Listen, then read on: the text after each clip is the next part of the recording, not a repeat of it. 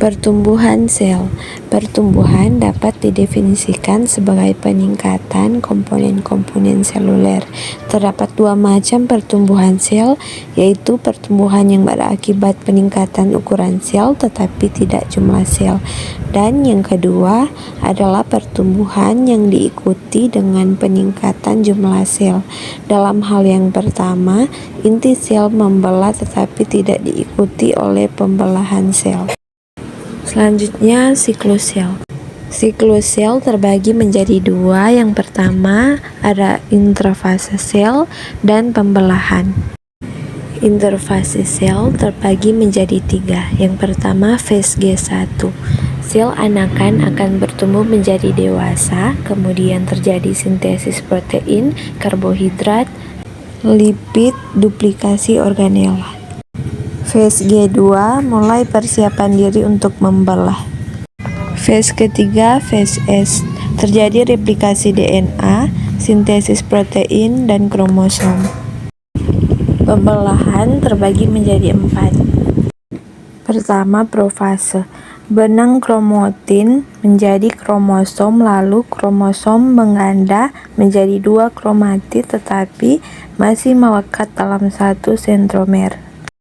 Kedua, anafase. Fase di mana kromatid memisahkan diri dengan bagian sentromer untuk membentuk kromosom baru. Ketiga, metafase. Pasangan kromatid bergerak ke bagian tengah sel bidang ekuator dan membentuk lempeng metafase. Keempat, telofase. Proses yang memisahkan materi genetik diuplikat yang dibawa menjadi inti sel induk menjadi 2 sel anak yang identik. Kondisi lingkungan yang berpengaruh pada pertumbuhan sel, yaitu suhu. Yang pertama, psikorofil, yaitu mikroorganisme yang dapat tumbuh pada rentang suhu antara 0 derajat Celcius sampai 20 derajat Celcius dengan suhu optimumnya sekitar 15 derajat Celcius. Kedua, mesofil, yaitu mikroorganisme yang dapat tumbuh pada rentang suhu antara 20 derajat Celcius sampai 45 derajat Celcius. Ketiga, termofil, yaitu mikroorganisme yang dapat tumbuh pada suhu 35 derajat Celcius atau lebih.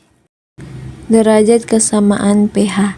Pertumbuhan dan kelangsungan hidup mikroorganisme dipengaruhi oleh pH habitat. Derajat kesamaan dinyatakan dalam skala pH dengan rentang nilai 0 sampai 14 derajat. Kesamaan air murni yaitu 7 netral. Nilai pH yang semakin menurun mendekati 0, maka kesamaannya semakin meningkat. Sedangkan nilai pH yang meningkat hingga mencapai 14, maka nilai kebebasan alkalinitas semakin meningkat. Selama proses pertumbuhan nilai pH dapat berubah. Adapun rentang pH bagi pertumbuhan bakteri antara 4 sampai 9 dengan pH optimum 6,5 sampai 7,5. Sedangkan jamur lebih menyukai pH asam dengan rentang pH pertumbuhannya yaitu 1 sampai 9 dan pH optimumnya 4 sampai 6. Oksigen.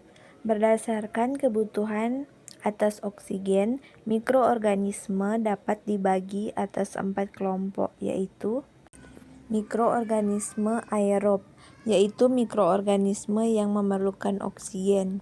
Kedua, mikroorganisme anaerob, yaitu mikroorganisme yang tidak memerlukan oksigen karena oksigen tersebut dapat membentuk hidrogen peroksida H2O2 yang dapat menjadi racun dan menyebabkan kematian. Selanjutnya, mikroorganisme fakultatif anaerob, yaitu mikroorganisme yang dapat tumbuh dalam lingkungan fakultatif anaerob. Mikroorganisme aerofilik, yaitu mikroorganisme yang membutuhkan oksigen dalam jumlah yang terbatas karena jumlah oksigen yang berlebih dapat menghambat kinerjanya dan menyebabkan kematian. Diferensiasi sel. Diferensiasi merupakan proses tumbuh dan berkembangnya sel ke arah fungsi khusus yang tidak dimiliki oleh sel asal. Proses diferensiasi adalah proses terbentuknya sifat-sifat yang baru atau menghilangnya sifat yang tidak ada sehingga sel mendapat sifat dan struktur yang baru. Jadi, diferensiasi menekankan pada perubahan kualitatif.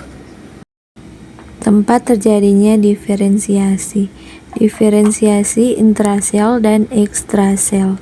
Diferensiasi intrasel terjadi pada organel.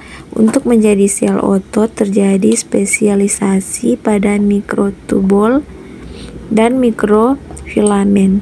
Juga makin banyak terbentuk mitokondria dibandingkan dengan sel alin.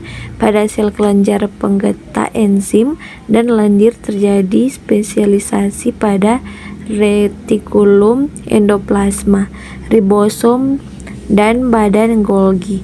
Akan sangat aktif dan banyak mengisi sel. Kedua, diferensiasi populasi sel dan diferensiasi jaringan dan alat. Diferensiasi populasi sel terjadi pada bahan interseluler dan pertautan sel atau komunikasi sesama sel sepopulasi.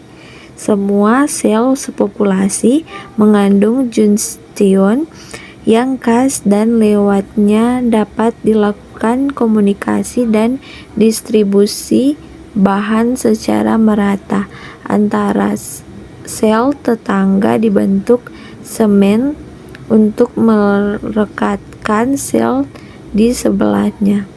Sel sepopulasi atau sejaringan biasanya memiliki pertautan, sambungan atau junstion. Faktor yang menyebabkan terjadinya diferensiasi sel. Yang pertama, faktor ekstrinsik. Faktor yang berasal dari luar sel. Faktor ekstrinsik terdiri dari supali bahan, metabolis, dan elektrolit, gas pernapasan, gravifikasi, suhu, sinar matahari, pH, letak sel dan kadar zat, induktor, dan mesoderm. Kedua, faktor intrinsik. Faktor yang berasal dari dalam sel. Faktor intrinsik berada dalam inti dan sitoplasma. Faktor dalam inti adalah kromatin. Faktor dalam sitoplasma sangat kompleks, terutama berupa enzim, kadar metabolit, dan elektrolit, serta komposisi suatu organel.